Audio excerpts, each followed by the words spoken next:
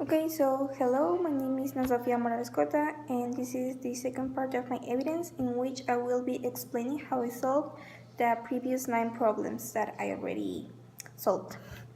So for the first problem, we are asked to use the formula to calculate the density. So we already know the density of the gold, but what we need is to get the mass. So basically we're going to be clearing to the formula to get the mass. Once we get that result, we are going to convert the mass, which is in grams, into milliliters.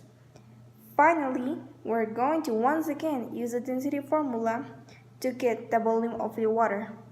So we're never actually using it to get the density, but rather we're clearing it to get mass and volume. Okay, for the second problem, we have to use the pressure formula to, get the pressure.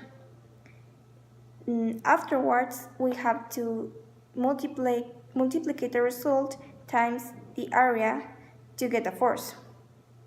We once again already have the density of seawater.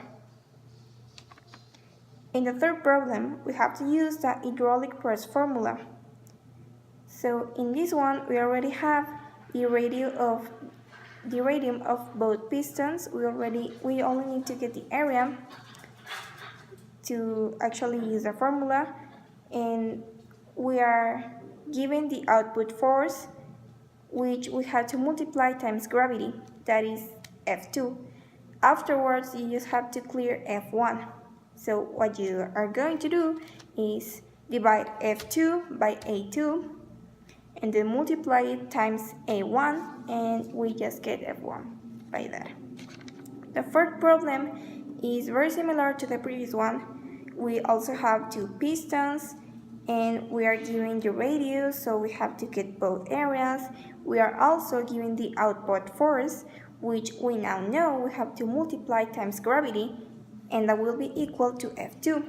Then we just have to once again clear the formula for F1, divide F2 by A2, then multiply by A1, and we will have F1.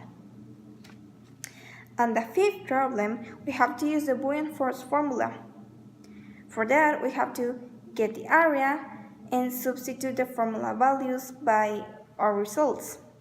Then, we have to multiply the 50 Newton force that we are previously given times gravity and subtract that from our previous operation to get the buoyant force formula result. Now, on the seventh problem, we have to, in here we are asked to take into account that 1 liter will be equal to 0.001 cubic meters. With that in mind, we have to calculate the area and use the flow rate formula. Once we have the result, we have to remember that the result will be in meters cubic per second, so we only have to convert it into liters per minute. On the eighth problem, we have to convert the area to meters, first of all.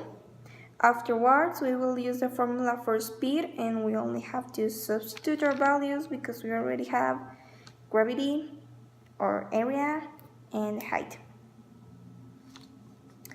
For the ninth problem, we will be also using the formula for speed. So first of all, get the area, and we have to use our values in the formula.